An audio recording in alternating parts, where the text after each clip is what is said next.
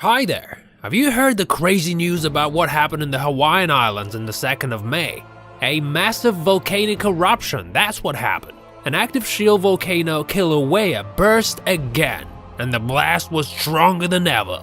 Last time it happened in 2014, and it didn't bring much consequences back then. This time, however, it started big with a magnitude 5 earthquake spreading around the island super rapidly. There was so much lava that it reached Leilani estates and burned down 27 houses.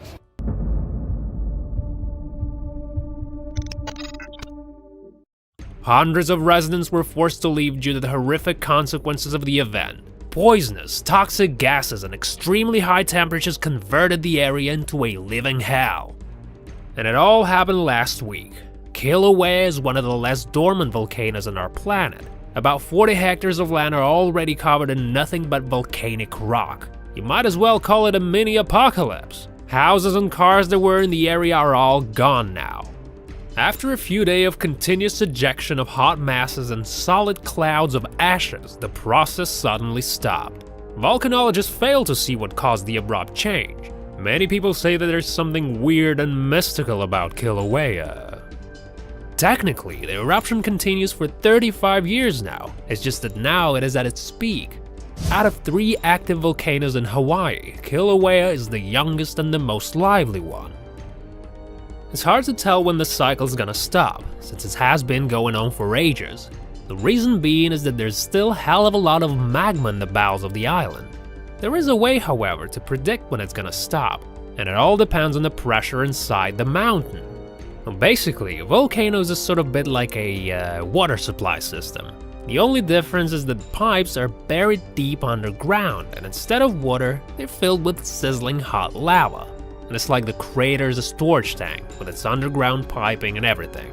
When the magma is still underground, it slowly builds its way up through the tracts up to the crater, and when the pressure's too immense and there's too much lava, the floodgates gets open and it all flows out, covering the terrain underneath. Sometimes this process makes the earth shake its booty. So that's exactly what happened with Kilauea. For years, the magma was coming up, gathering at the top. The result of that came as an earthquake and a subsequent eruption. Still, no one can predict the behavior of this cranky guy. It seems like something that has a life of its own, which it has actually. The overall amount of lava has dropped by 200 meters. How and why did that happen remains a mystery.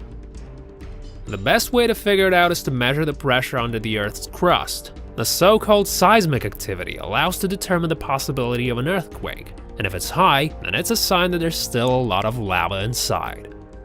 Personally, I think this whole scientific approach is very interesting. Did you know that they use GPS to see the way the ground changes its form?